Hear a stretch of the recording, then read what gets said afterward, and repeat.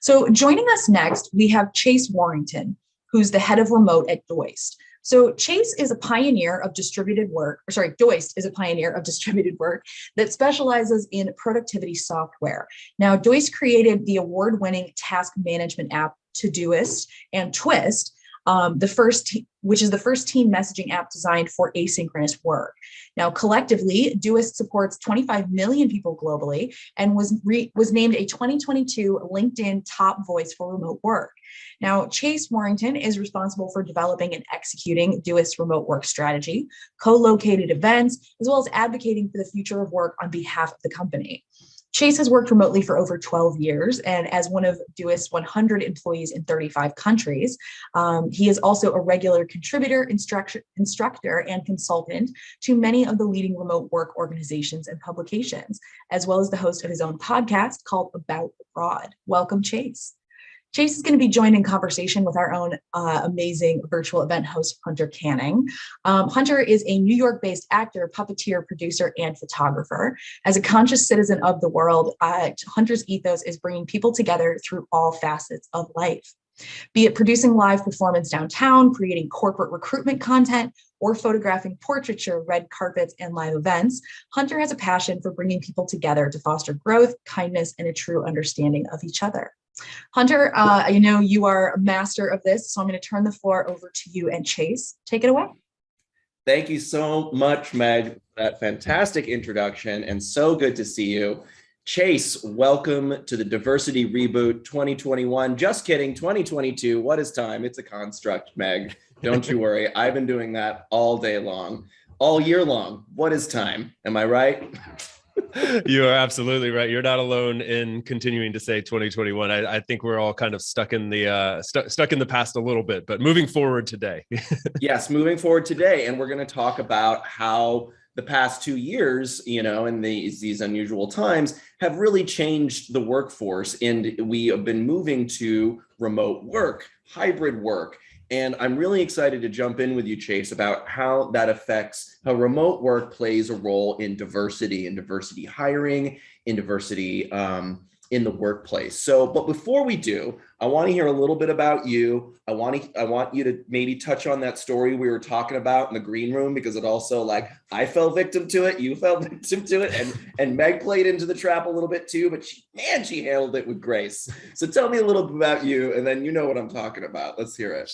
Sure. Yeah. So first of all, a little bit about me. My name's Chase Warrington. I'm the head of remote at Doist, which is often pronounced Doist, and there is no shame in saying Doist, but we are Doist and the creators of Todoist and Twist, which were already introduced. So I won't go over those.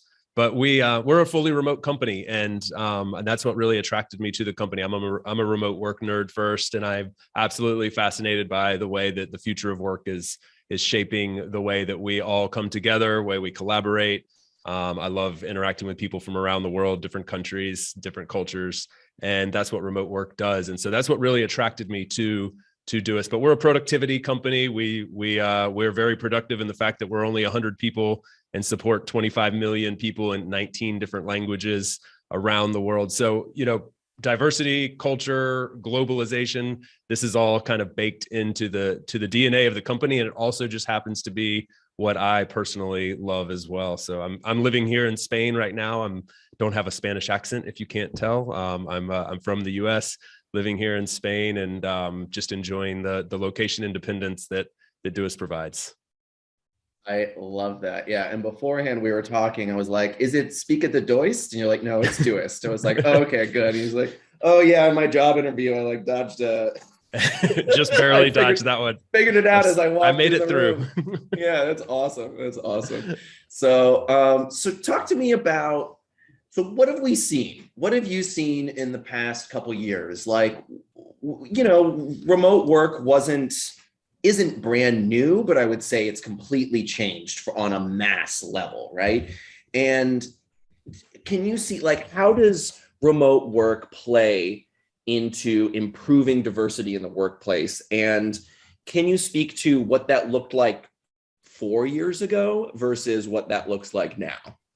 Yeah, absolutely. So for a bit of context, we at Doist, for instance, we're 100 people in 35 different countries. So quick math, every third person's from a different country. It doesn't take a rocket scientist to figure out that diversity comes naturally when you embrace a distributed workforce. So we, for instance, that we kind of embody that. Every third person's from a different country. That means I'm working with people every day that come from different backgrounds, some from very developing countries, some from very rural areas, some that are living in metropolises that, otherwise they could have found really good work anyway.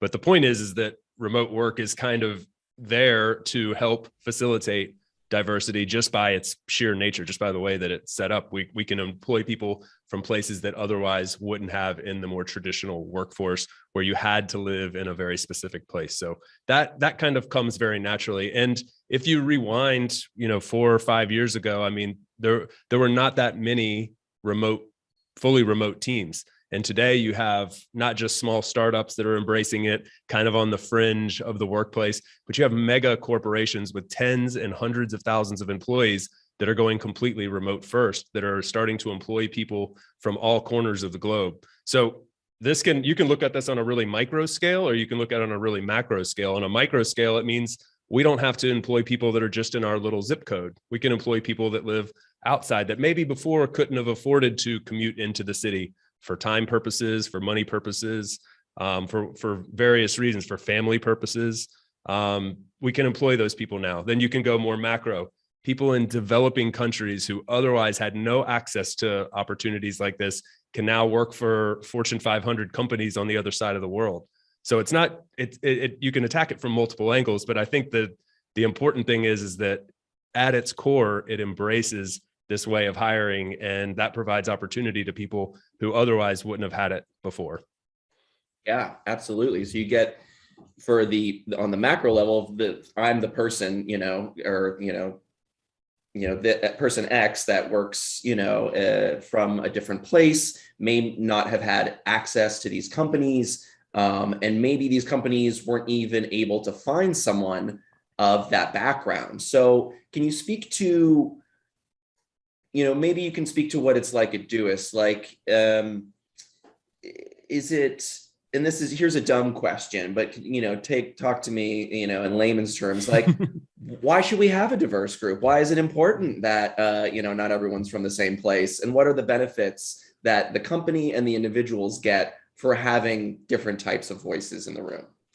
I love this because I think it's a superpower that remote teams have that teams that aren't distributed that don't have. If we, for instance, were not a fully remote team, I can just go down the list and start thinking about all the talent that we would have lost throughout the years. And with that, the different perspectives that we would have lost. So when I'm collaborating on a project, I'm usually collaborating with 4 or 5 other people from 4 or 5 other countries who are all approaching a project in a completely different way.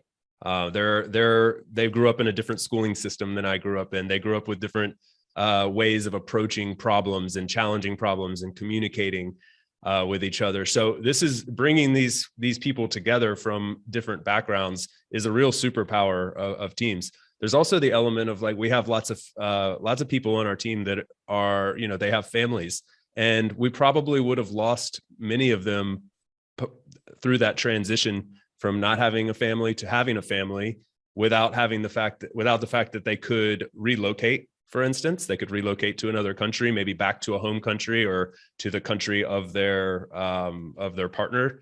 Or, for instance, the fact that they don't have to commute to work has saved them 2 to 3 hours. I think on average, the average American is commuting about 55 minutes a day. So that's 1 hour a day that you're getting back in your life that you can put towards your family.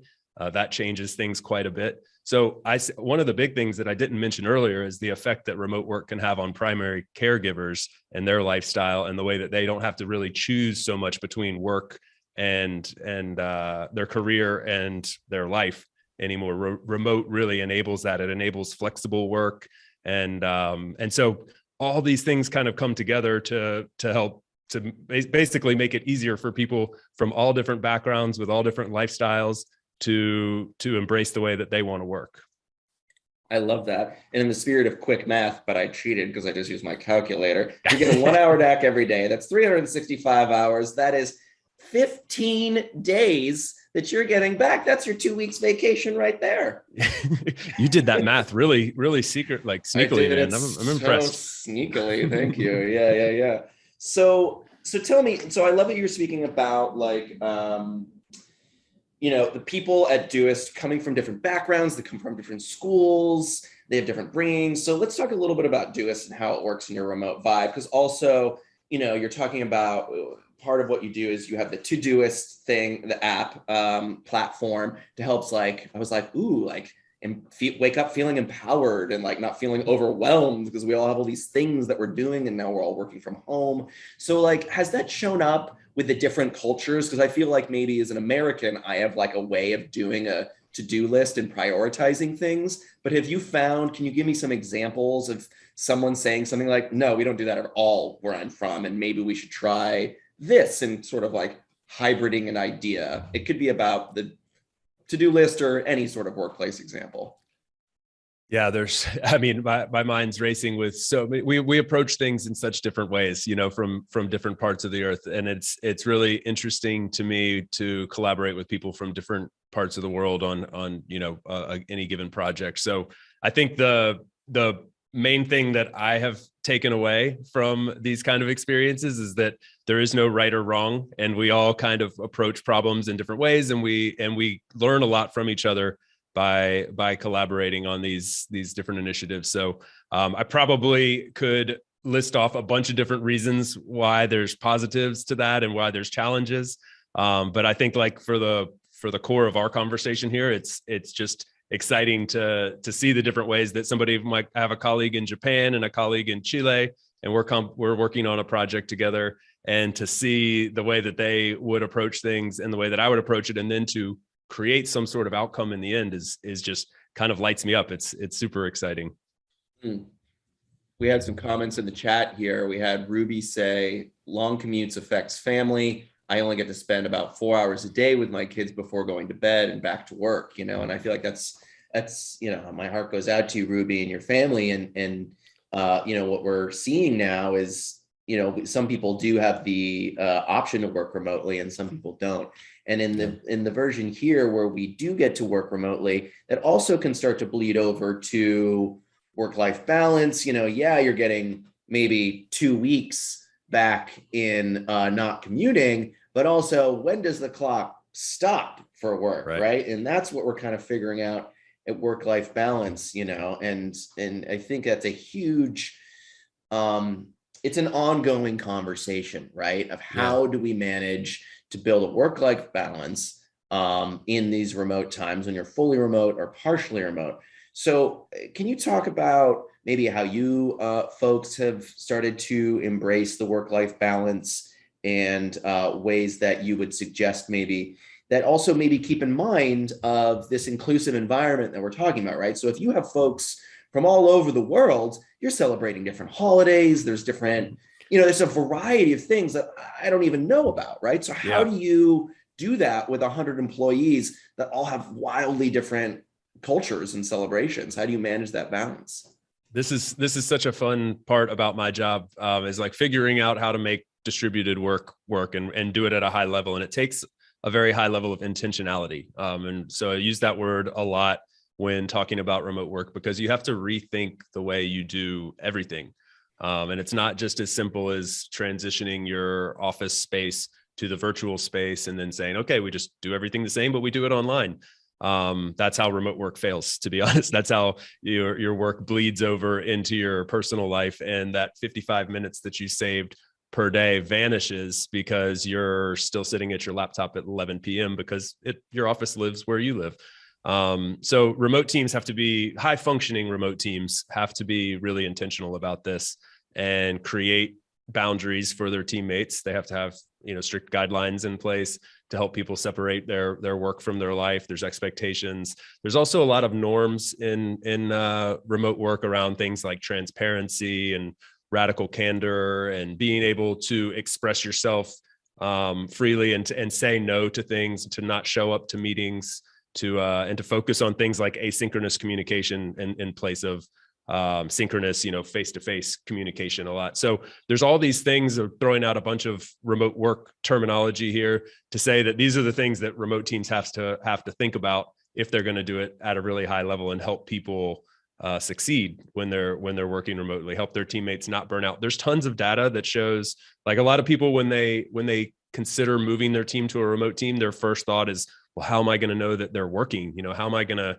keep people working when I can't see them? And the truth is, the data generally reflects that they'll probably burn themselves out more than they will underperform. They'll overwork instead of underwork, in other words. So it's the company's their opportunity and also their responsibility to put some barriers in place to keep people from burning out.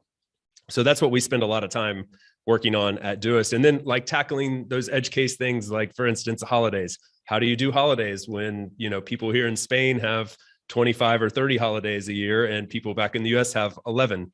And an afternoon siesta as well to relax, right? Exactly. Yeah. We all got to live a little bit. So we got to get intentional about that and think about it. And so, for instance, at Doist, what we said is everybody gets 40 days of vacation, holidays. Use it however you want. If you want to celebrate Christmas or Hanukkah or Kwanzaa or whatever, you use those days for that. And that is just like one little example of think about how inclusive that is for everybody involved at the company. If you celebrate Hanukkah, but you're used to normally having Christmas off, but that doesn't really serve you well and where you're from, now in a remote environment where you're forced to consider everybody's perspective, you are suddenly included in that. And I think there's something like warm and fuzzy about that makes me happy about remote work. Absolutely. And I feel like it's empowering to the people that work there, not just because, like, cool, I got 40 days, but it's like, oh, I get to choose. Yeah. I have an agent and choice in when I spend my time, how I spend my time, and what I do with that free time. Exactly. I have a colleague who's currently celebrating Ramadan and is just, like, thrilled that he has all the time off that he needs for this to do all the family things that he could possibly want to do, all the activities, and he doesn't have to adhere to a Western schedule where even in the past, even with, at some companies, he would have had some holiday time, but it wouldn't have aligned with the calendar. So because we work asynchronously, because we're a remote team, we require asynchronous communication.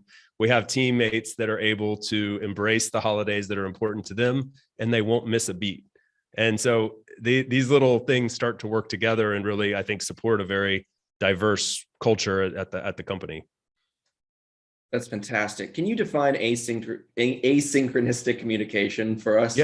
Yeah, sure. So this is like, there's like a spectrum of communication, and synchronous communication is the most synchronous. Is you and I sitting in a room together, having a chat. That's pretty traditional way of working. We go to the same office. We work together. When we need to have a meeting, we all go into the conference room. That's hyper synchronous work. The next phase in that would be you and I having this virtual meeting. It's virtual, but we're still syncing up at the same time. And so moving all the way to the other end of the spectrum is asynchronous communication, where you don't expect an immediate response. And that's so we're not obligated to be online at the same time. We're not expected, if I send something to a colleague, I'm not expecting an immediate response. It pretty much puts us in our own zone to focus on our own work and just communicate when needed. And so most remote teams work hyper asynchronously because just by nature, I can't expect my teammate in Australia to be working when I'm working. Just doesn't work that way. Literally a different season there right now. It literally is. And maybe even a different day and it's obviously a different time. So it just doesn't work. Yeah. We talk a lot about this at Powerfly because we're all remote as well. And, there is some in-person stuff happening again, but, in other companies as well, we talk about like time zone strategy too, and I know we've talked to some folks here in some of our summits that are utilizing that. So they're actually, like almost like handing it off to the night shift, which is just their morning shift, So there's actually like clever ways to utilize these things. But I think it is also, we have to do it with mindfulness to not burn ourselves out, right? Yeah, absolutely. Yeah. So I'm going to read there's a comment in the chat and also a question in the chat that I think are linked and on point for us. Paulette says, some employers are still reluctant in DC, Maryland, and Virginia area to offer mostly remote or even 2 day of remote work.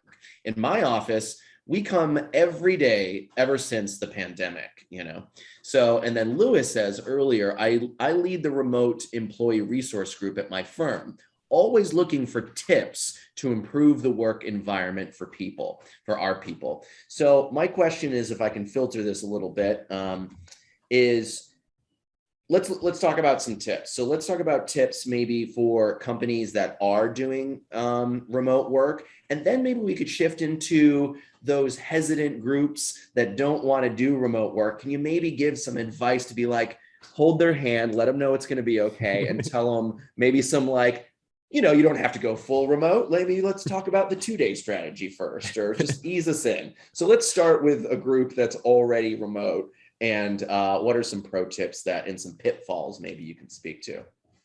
The first two things that I mentioned are two things that we touched on already, but I want to reemphasize them as part of this question. The first one is not to try to replicate the office. That's like the most common pitfall, and the thing I would recommend. I would advise against trying to do the most. So it's very tempting just to say like, this is the way we've been doing things for years, and it's worked. And look, we can do it all on Zoom now, and we have email, and so let's just do that. We'll just sit on Zoom calls when we need to meet and replicate all of our processes there. I would actually say do the exact opposite and go through every process that you have, every best practice, every ritual that you have at the company, and pressure test it, rethink it, and say, does this really work in a remote environment? Is this built for the old way we were doing things, or the new way? And I think you find a lot of things, they don't need like complete overhauls. They just need some tweaking.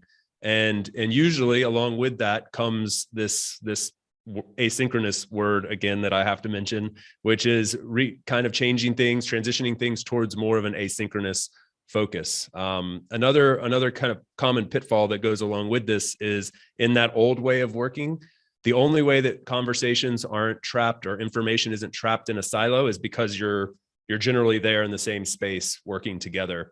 But in a distributed environment, when you've gone remote, a lot of conversations suddenly start getting trapped in different silos, and their information isn't accessible. So you have to rethink transparency and how you're going to keep things very transparent, very open and accessible to everybody from not just different time zones, but even from just different workspaces if they're not there in the same place. So by checking those processes, reviewing your best practices, and thinking through the lens of, is this best for remote work or is it best for the office work? You can start to filter out, what do we need to update here? And let's say, so here, that's, I would say for the company, right? So what about, have you noticed in your experience with folks you've worked with, or potentially other, clients you're working with, some challenges that have come up? We talk about work-life balance a lot, and I think it's very important to keep that conversation going. But are there maybe on that topic or other challenges with hiring remotely even? Yeah. Can I actually, I forgot, I said I was going to get to 2 points, and I realized during that question, I missed a point. The other one that I had already kind of touched on is to avoid the surveillance state desire. There's this light out there that calls to managers and bosses that says, I have to figure out how to track my employees' work, and I have to make sure that they're working at all times. And this is like a massive no-no in the remote work world. If you read about any of the best, highest performing teams that are doing distributed work really well, they are not tracking their employees' hours. They've shifted the mindset completely away from how people or when people are working, and more to how they're working. What are they producing? Focusing on deliverables, the things that like actually matter.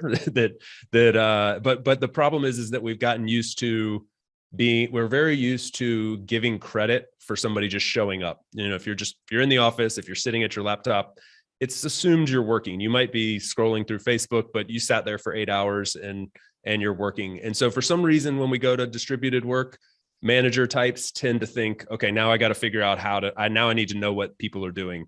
And in reality, we should just be focused on what really matters, the work, the deliverables. So again, test those things. What are we tracking here, and what's really important? That would be the other thing I would say to avoid. And so, sorry, now I can get back to the other question. My apologies. No, that's a really good point. And I think it brings up, what you're saying, like the data shows that this works. And, I think like the classic example is the movie Office Space, right? Like everybody's in this office and nobody is working. No one, or the show The Office, right? Like no one is actually working in the office, but just because you're there, you're punching your card, you're showing up. Yeah. You just need more TPS reports. Yeah, that'd be great. What would you say you do here? Yeah, exactly. And it's like a lot of people are like, I don't know, nothing. And so, but now it's like, well, if you're at home, you gotta have the deliverables, right? And that really is, at the end of the day, what really is most important. And I will say, tying that into what we were talking about with diversity and inclusion, I think that there's a strong connection there, because there's a lot of, whether we recognize it or not, there's a ton of baked in politics to the office, and presentiality, just being there, not asking for time off and leave, especially in very traditional Western companies, is seen as, a strength. I mean, just being there, going to the after work happy hours, and being the jovial one, in the loudest, the alpha in the room. There are certain demographics that really fall into that category. That all goes away in a remote environment. You're judged on the work that you produce more than anywhere else when you're in a remote environment. So it doesn't matter what you look like, what you sound like. It doesn't matter if you're an introvert that hates those happy hours. You don't have to go anymore. You can focus on your work. You can be really good at your work and get judged on that. And that behooves a lot of people from a lot of backgrounds that may have been somewhat discriminated against consciously or subconsciously before. And I get very excited about that for my friends and people around the world who are getting opportunity because of that. Yeah, it sounds like it's the great equalizer that's part of this transition into remote work. Well, Chase, as promised, 30 minutes zipped by. We have more questions. We have more questions from the audience that I unfortunately won't be able to get to. But this has been such a delight. Thank you for this engaging conversation. How can people stay in contact with you? Do you use LinkedIn? Are you on Twitter? Are you an introvert and you don't want anyone to ever talk to you ever? What's the story? I love interacting about these subjects. So yeah, please connect with me. I'm very active on LinkedIn, so you can just find me there with the good old Google machine, Chase Warrington, LinkedIn. And I'm newly active on Twitter, where I'm also talking about the future of work and such there. We have a awesome remote work blog at doist.com/blog, or no, we've changed the URL, blog.doist.com, which I would highly suggest checking out if you're interested in all things remote work. Fantastic. Well, I'm going to be on that blog, and I'll be hitting you up on LinkedIn. You know what? Maybe you can even lure me back to Twitter. All right. Thanks, Chase. I really appreciate the time today, and have a good one. Thank you all. Yeah, appreciate it.